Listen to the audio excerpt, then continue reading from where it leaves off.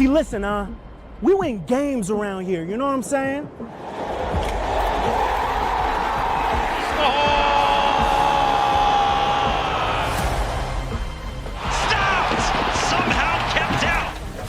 Hey, and St. Louis threw everything they had at us, but it wasn't enough. Not against this team, not against this whiteout.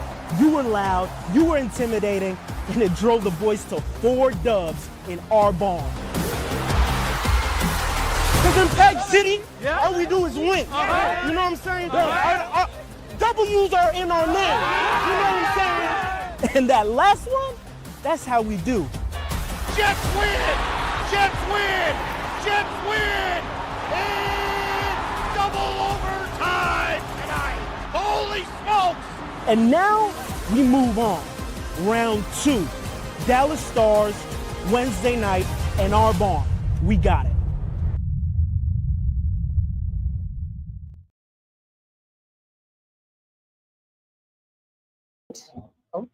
There have been so many great videos. Take 2. There have been so many great videos that have been put out so far through round 1. I've got to say that might be one of my favorites so far. Welcome to round 2, everybody. After an absolutely thrilling... Told you there's going to be another show. You did. I did. You promised. I know. You were right. I'm Thank Sarah you. Lesky. He's Jamie Thomas. He was correct. Mhm. There was going to be another show as we get you ready for round 2. Winnipeg Jets, Dallas Stars, game 1, kicking off tonight. Yeah, I'm sure it will be tough for anybody to come down from the emotional high of what happened on Sunday night to come to this game 1 of the second round series against the Dallas Stars. But I'm sure everybody do their best. I spoke with Cole Perfetti today, and I just said, you know, you guys, your message has always been move on to the next one. I go, but how do you come from that to start all and they realize you have to start over again? It's going to be hard. Right. But I mean, I'm sure they'll get used to it right away. But I'm curious to see how they start tonight after everything that happened. Dallas had an emotional win as well. Absolutely. They were down 2-0 in the third period and came back and beat the Colorado Avalanche. So there's a lot of similarities between these two teams, but it's going to be a heck of a lot of fun. And it's so much fun knowing there's going to be at least 4 more in this second round. Yeah, it'll be fantastic with all the videos that everyone has inevitably seen by now. If you weren't here, if you weren't outside in the street party, and you've been able to watch, just the reaction has been incredible. And we are very excited to be able to continue on and experience more of it throughout round 2, which gets going tonight. Now, we have some great guests on the show today. Over the next 30 minutes, we will get you ready, including, holy smokes, Paul Edmonds is joining us. Like you said, we should make a t-shirt out of this. I want one so badly. Yeah, we need a caricature. This is all your idea. I'm not going to take any of the ideas and steal it from you. But it says Paul Edmonds caricature with the headphones on, and it's holy smokes. Yeah, kind of the Harry Carey sort of vibe with it. Yes. Yeah, that's one of your great ideas. And then also Bruce Levine. Bruce almost joined us about a while ago, before the last game between the Stars and the Jets in the regular season. He had some technical issues, but he swears he has an Ethernet cord this time, so he'll give us the latest on the Dallas Stars, who look a lot better than they did as the season rolled down, including the Jets' 4-0 win in Dallas. That pretty much, well, it did seal the Central Division and certainly the Western Conference. So Bruce will tell us what the latest is going on. They have a couple of key players out of their lineup. One of them might be coming back tonight. We'll get to that a little bit later in the show. Yeah, absolutely. We are going to give away as well a pair of tickets. We are very excited. To tonight's game. Pair of tickets to tonight's game. You do not want to miss out. So we will give you the password momentarily. Oh, sorry. And then hand them out at the end of, let you know who wins by the end of the show as well. We will set up the series over this next 30 minutes, but we want to get right to projected lines because people are always very curious about what it means with the Winnipeg Jets. There's a lot going on. There is, because obviously there were players missing from game 7. No Mark Scheifele, no Josh Morrissey, Logan Stanley was sidelined as well. They're all in yellow yesterday. All in normal color jerseys today. So game time decision. Everyone is a game time decision, according to Scott O'Neill. But with line rushes, it looks as if Mark Scheifele could make his return to the Winnipeg Jets lineup this evening. It does not look, again, based on what we saw in rushes, that Josh Morrissey will be available. And same with Logan Stanley. So it looks like Colin Miller could draw in, and you see different pairings potentially this evening.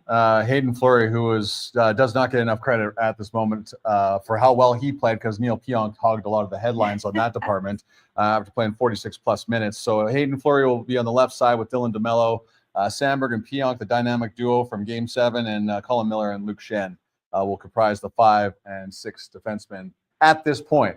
because Josh Morrissey remains a game time decision. Yeah, looking forward to it. I did promise that we were going to give the password out. So the password for this, the link will be in the chat. You fill it in. The password is Mania. Yeah. Because that's what we're experiencing right now, Winnipeg Jets Mania. Yeah. For it. So definitely make sure you enter, and we will let you know who has won the pair of tickets for tonight's game before the end of the show. Now, you mentioned the job that the D did. Hayden Fleury coming in 33 minutes. Yeah. The job that he did.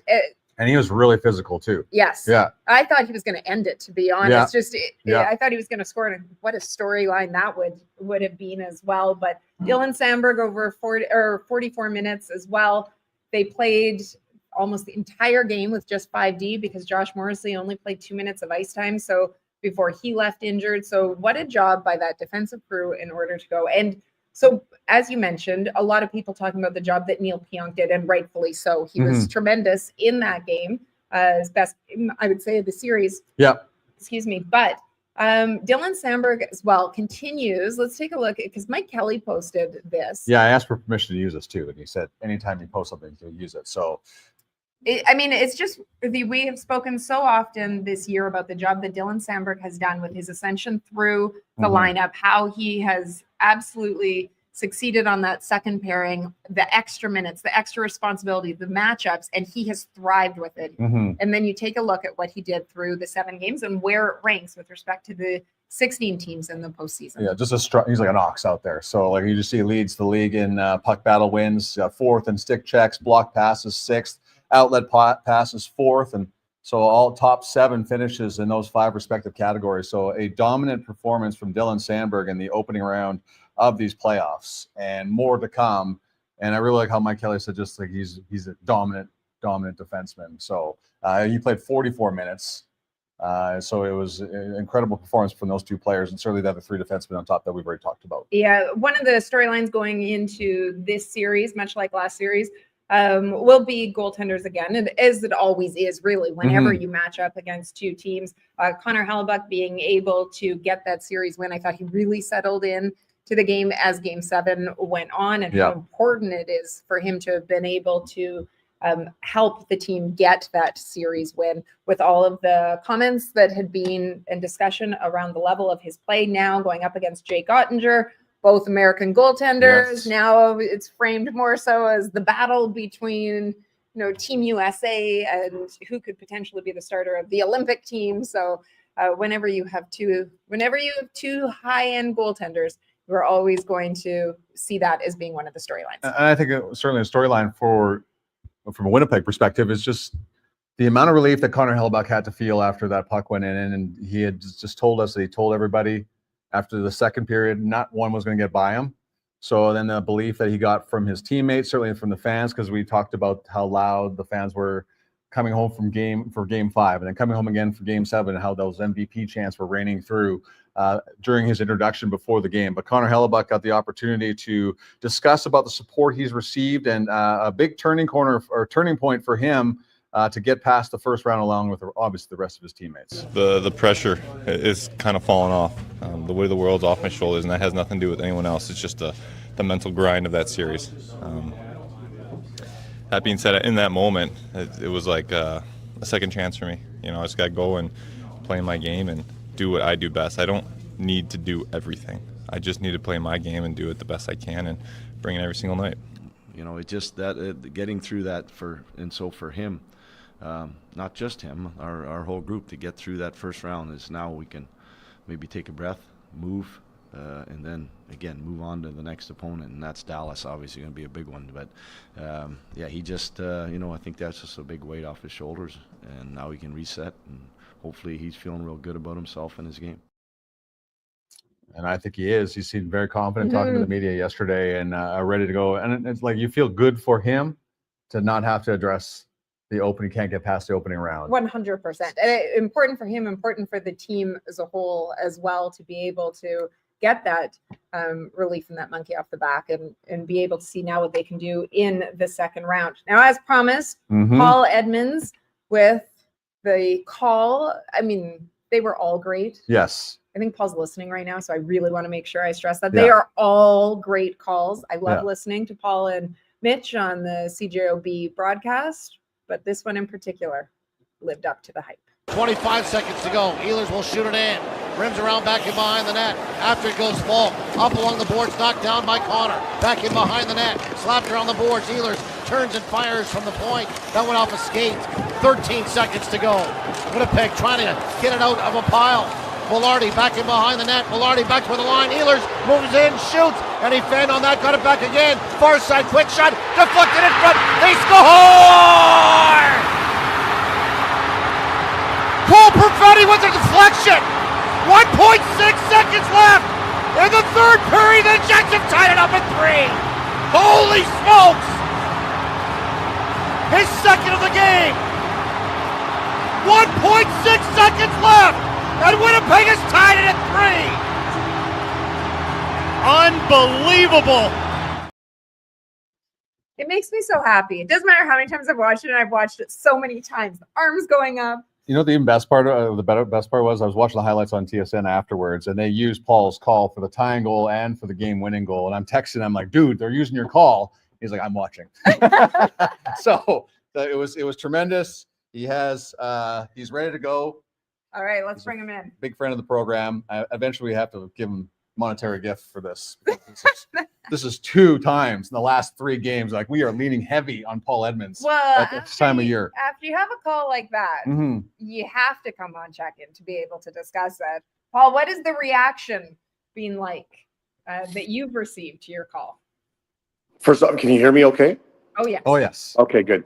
Overwhelming. I mean, as you could probably imagine, my notifications on social media have blown up, text messages from friends and family and acquaintances. And really, I just look at it and boil it down to the fact that it's just an emotional time for sports fans in our community. And it was a huge, epic goal, a timely goal, one that we might not see for a long, long time. And just really glad to be part of it, and it all happened organically and naturally. So it was fun, and now you move on to the second round. But the last couple of days for sure have been very, very busy. I tried to get back to everybody as I possibly could within the last couple of days to make sure that I acknowledge the celebration that people want and certainly the appreciation that people have for what's gone on. But if I've missed you and you're waiting for a text or something via social media, it's coming. Yeah. So we just, the players and of course Scott O'Neill have been asked about how they've come down from emotional high just to get reset and be ready for round 2 against Dallas. How do you do that after the excitement and being a local guy and being around this team as long as you have? How do you reset and get ready for another round, Paul? Well, whether you want to or not, you're forced to, right? Like if you're not ready to go, they're going to drop the puck tonight at, they say 8:30. It'll be about 8:50 tonight, I guess, at that point. So, yeah, you just have to move along. You enjoy it. You enjoy it for a day, and we certainly did that as a family on Monday because it was a day off for everybody.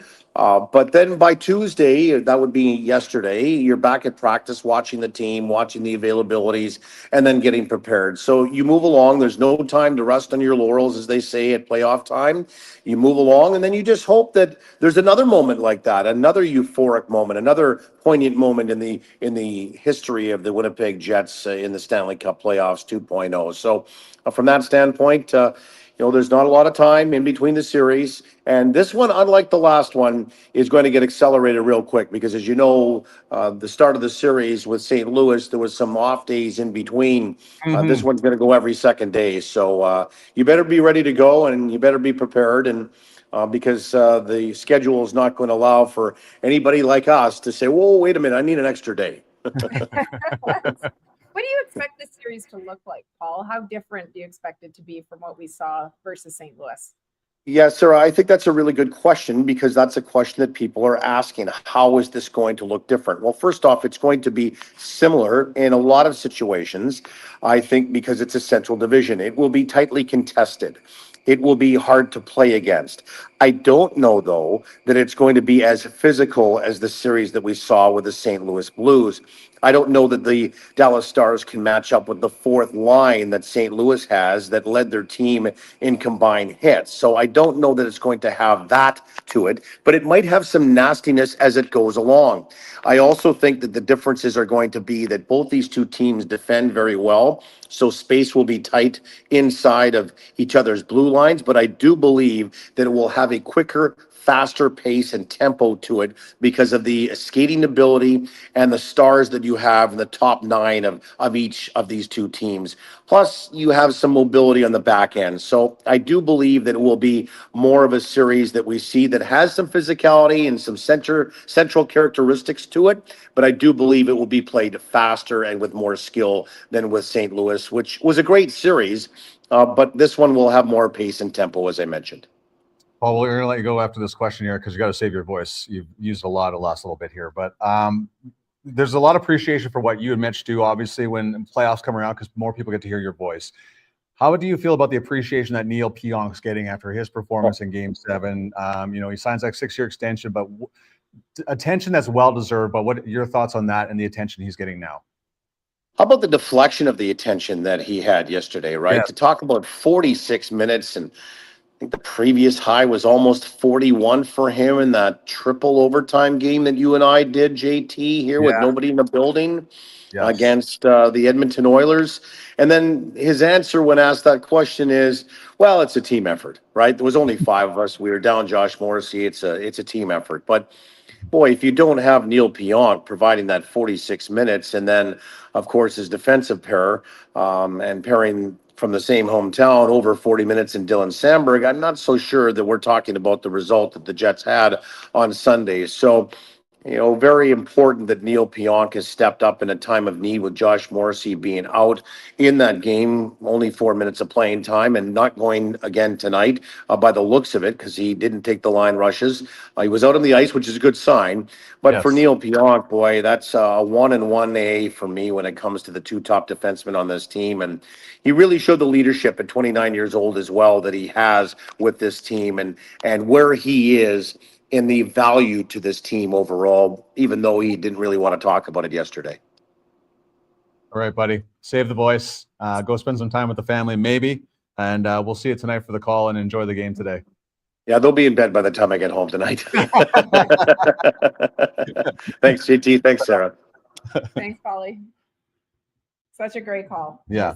Absolutely one of my favorites. Love to see all the appreciation for Paul in the chat as well. Yeah, that's what it should be, right? Yes. Yeah. And a lot of people were watching yesterday when Paul was on Winnipeg Sports Talk. Do want to say that he is okay. Did you hear that? He was in a car accident yesterday.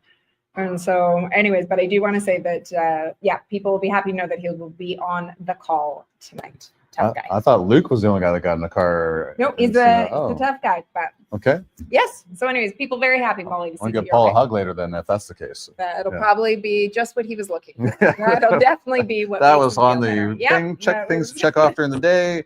A hug from my former broadcast partner. That's all right. Oh yes, we believe. I forgot about this. So this shirt's to do with the sign behind the Jets bench. Yes. So it's these are up for sale right now. I love it at Jets Gear. Yeah. Tons of whiteout gear as always.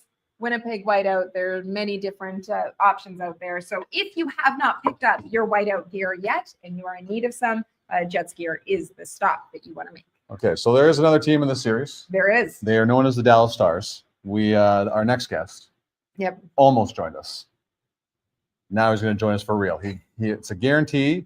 It was a technology thing, but we are pleased to join and have joined us Dallas Stars radio analyst Bruce Levine. Bruce, welcome to the show. A question here. Where the Dallas Stars are right now, with the Mavericks out of the playoffs, the Cowboys are kind of hanging around with OTAs right now. Are the Stars the main show in Dallas right now? Yes, they are the main show right now. Although the Cowboys made a big trade this morning, right, which sort of got them back on the front page, which is what they do. It's the Stars are the talk of the town right now, especially after Game 7. The emotion, the feelings. The great thing is, like, no offense, but last year when the Stars made it to the Western Conference Final, the Mavericks made it to the NBA Final. And every sports bar in town was sort of, half the screens were Mavericks, half the screens were Stars because they played a lot on the same night. And there was a real, I wouldn't say division, but there was a diversion of attention. And let's face it, Mavericks were a little more popular than the Stars at that moment. Of course, this year, that's changed a bit. A little bit. For a number of reasons. Mm-hmm. So, this is the Dallas Stars' chance to really own not just DFW, but own the state of Texas sports-wise, and they're doing everything they can to capitalize on that. Obviously, we know the way that the season series went between these two and the Jets winning 3 out of the 4 games, but these are always such fun games to watch between these two clubs. What's the biggest difference, Bruce, between the Stars now heading into round 2 and what we saw from them at the end of the season? Let's put it this way. It has to do with a bunch of fins. It doesn't take a whole lot to take a look and realize in the last 2 games of the Colorado series, the Stars went fin to win, and they came through. Like it. Well done. I call it the fin to win line. Okay. For anybody who's cut cards, you know what I'm talking about. The play of Rope Hintz, Mikko Rantanen, and Mikael Granlund was special. Mikko Rantanen in the last 2 games was involved for every Stars goal. So the difference is, while the Stars have always had good players, they have never had, against Winnipeg recently, a superstar that could take the game over.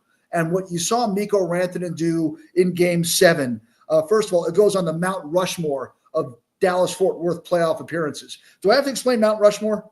No, you do not. We're good. We're good on that. Okay, just want to make sure. I want to appeal to the audience. But it goes on the Mount Rushmore of amazing playoff performances by Dallas athletes. It was that otherworldly. So when you look at the Stars being able to mix and match their lines, and if Jason Robertson does play tonight, the top 9 is as strong as it's ever been playing against Winnipeg that you didn't see during the season. Either you didn't see Rantanen or you didn't see Sagan, or, we had dings and bumps. This is going to be the full potential of the Dallas Stars offense tonight. It looks like Evgeny Dadonov will be playing 4th line tonight. Mm-hmm. So when you look at it, that's something that Winnipeg hasn't had to deal with. Now, Miro Heiskanen is out tonight, so you still have the advantage on defense, but I guess it's sort of a wash with Morrissey not playing. But forward-wise, this is as strong and as deep as Dallas has ever been. And if the Finns continue to show up and show out, it's going to be a difference maker. When you look at Mikko Rantanen and just what he's done in that first round series in particular, obviously those last 2 games and Game 7, really with the punctuation, the exclamation mark there for him. What is it is it just he's settling in now to it? I mean, obviously there was extra incentive against the Avalanche. I can appreciate that. But what is it that you have seen from him in that first round that has had him have so much success? It really wasn't until Game 5, and Pete DeBoer is known for juggling lines and trying to find the right combination. It really wasn't until he and Rope and Mikael Granlund got together that you saw the full extent of Mikko Rantanen. And here's a guy that played a decade with Colorado, then spent 6 weeks or whatever with Carolina, and in between played in the Four Nations tournament. So realistically, he played with 3 different teams before being traded to Dallas. And then you get traded to Dallas, and it was, how does he fit in? How do you play? What's the style? But it seemed like putting him together with guys from his native land, and just really, as much as Mikael Granlund's been good, him and Rope Hintz, because Rope Hintz's speed creates gaps, and Mikko Rantanen's size and speed exploit the gaps. That's really what it's been. It's been Rope got hurt a little bit, missed some time as well. So when you're talking about pairing Rantanen and Hintz, that's really where things started to take off in that playoff series, and you hope it carries over. But of course, with Winnipeg, with their structure and buy-in, it's not going to be a given that it's going to carry over. Last one for you, Bruce. Listen, looking at Dallas' stats in the first round, they're giving them almost 35 shots per game. I know a lot of that has to do with facing the Avalanche, who are a shot-heavy type team. Is there any concern in the defensive structure right now for giving up that many shots? Of course, there's a concern. I mean, the Dallas Stars against Colorado, in the 4 games they won, they gave up 3 goals, 1 goal, 2 goals, and 2 goals. That's how Dallas won that series. Dallas is not going to beat a team outscoring them. The concern is you don't want Thomas Harley getting overexposed. He's played great since Miro Heiskanen went out, but his minutes are very high. And you sort of want to see if you can bring that down a little bit and be able to roll all three defensive pairings so Harley isn't playing 27 to 30 minutes a night. That's key. Essa Lindell is a solid defenseman. Cody Ceci, believe it or not, has really been our number 3 in this series. He's been very good in the playoffs so far. So if you look at Dallas, is there a concern? Yeah. Now, granted, you're going against McKinnon, Makar. That Colorado forward unit was as stacked as I have ever seen Colorado have a forward unit. And Dallas found a way to win. Now, another big thing, and you guys may know a thing or two about this, goaltending matters. Jake Ottinger plays better as series goes on. And the matchup between Hellebuck and Ottinger may not just be to see who moves forward in the Stanley Cup playoff. It may be who gets to be the number 1 goalie for Team USA in the Olympics next year. So Jake is going to be at a higher level. I know Hellebuck's going to be at a higher level. But to answer your question, is there concern? Yes, there's concern, but there's also the belief that we will see Miro Heiskanen in this series. Right. And if it does, that does alleviate a lot of the concern. Because even at 80%, Miro Heiskanen's pretty darn good at hockey. Sure is. Bruce, well, it was well worth the wait. I appreciate you coming on the show. And now we know we can fix the internet at any time. So I hope you like the background. Anytime you want me on, that's what you're going to see so we can make sure we get on. We love it. We love it. Bruce. Thank you so much, Bruce. Enjoy game 1 tonight and the call. Take care, guys. It's Bruce Levine joining us from Dallas. Great background. Yeah, absolutely. He mentioned the goaltenders, and we had spoken about that before, Ottinger and Hellebuck. In the season series, Hellebuck started all 4 games, went 3-1, 1.01 goals against average, and .965 save percentage. Yeah. The Jets, you mentioned, winning 3 of those 4 games, and all 3 of those wins were by 3 or more, outscoring Dallas 13-5 in the season series. Obviously, all of that gets thrown out the window, but just a little bit of context as to how the season series went for them before. And just before we announce the winner of the pair of tickets to tonight's game, just want to go back to Pionk for a second because we saw this stat come up. He skated 6.6 miles in game 7. He's unreal. That's unbelievable. Yeah, I do. I have lots of friends text me about Neil Pionk. Wow. And I'm like, yeah, we've known this for a very long time since he's been here. And I go, that's why they gave him 6 more years. He's a tremendous player. And he lived up to that expectation. Got Luke to make us a pretty cool graphic. So Mikko Rantanen, when he was with Colorado, and I'm sure Jets fans remember this, he was lights out in that opening round series. So in the 2024 playoffs, 5 games played, he had 2 goals, 7 assists, 14 shots on goal. Now the Jets faced Mikko Rantanen 7 times this season when he was with Colorado, 4 times, once with Carolina, and then twice with Dallas. Lowry had a great line back on that final game. Yeah. I think that they faced them where it was basically he couldn't get enough, obviously, of the Jets. So he kept getting traded places. It was very well done. So Winnipeg has done a wonderful job containing Mikko Rantanen through the 7 games they played against him this year. 1 goal, 1 assist, 18 shots on goal. So you're hoping for more of that, but you just heard Bruce talk about the line combination that they have. Rupe Hintz as good as it gets. I remember Rick Bowness raving about him when he first got here at Winnipeg. So it will be a handful for them, to say the least. Yeah, it's, as this series goes on, continue to set it up more, not only on a game-by-game basis, but just overall, and looking forward to being able to follow this series along, because it'll be tough matchups for both teams. Yeah. So it'll be interesting to see how game 1 plays out tonight. And you know who is going to be in attendance for game 1 tonight? Who? Jonathan Giancola is the winner of the pair of tickets to tonight's game 1. So congratulations, Jonathan. Looking forward to having you inside Canada Life Center. You will be contacted shortly. So enjoy tonight's game. Looking forward to that. It should be a great atmosphere. Just before we wrap, okay. I think, do we want to run Perfetti? Yeah, we should. What are you talking about? Do we want to run Perfetti? This is the star of the show. All right. Here we go. Caught up with Cole Perfetti. Have any idea how many maybe text messages, phone calls, voicemails you got after the way that Game 7 ended? Yeah, there was a few for sure. I don't know the exact amount, a couple hundred maybe. It was a cool moment. It was definitely a cool moment, and I, lots of friends and family were reaching out, so it was awesome. Have you gone back and watched highlights from that game and the way that it ended? Yeah, I went back and watched the entire 12-minute video or whatever of the entire game's highlights, because honestly it was a little bit of a blur, the entire game, even from the puck drop. Game 7, first time ever playing one of those, so I was a little nervous, and it was kind of the whole night was kind of a blur. There's a roller coaster of emotion. So just wanted to go back and kind of see it all again, the entire game. And I went back and watched my shift. So just to kind of experience it all again, it was pretty cool. Can you describe for people what it was like inside this building? Because I came down onto the bench at the end of the game, and I was overwhelmed. It was almost sensory overload, to be honest, with the whiteout, with the noise. It was unbelievable. I mean, I'll never forget that. At the same time, I think I blacked out a little bit. I don't really, know. I couldn't recall exactly how it went. I just remember looking around and like just people going crazy, the white everywhere, so much noise that you couldn't even focus. Like you couldn't hear yourself think. It was. That's something. That experience is something I'll never forget. So you turn the page now to the second round, and you go against a Dallas Stars team that you guys know well. You've had success against in the regular season. What are you expecting this series to look like when you think of these two teams going head to head? Yeah, I think we're pretty similar in the way we play, the style we play. They got some elite talent up front, and so do we. I think our style of play is very similar. They obviously played Colorado, which was another great team, and they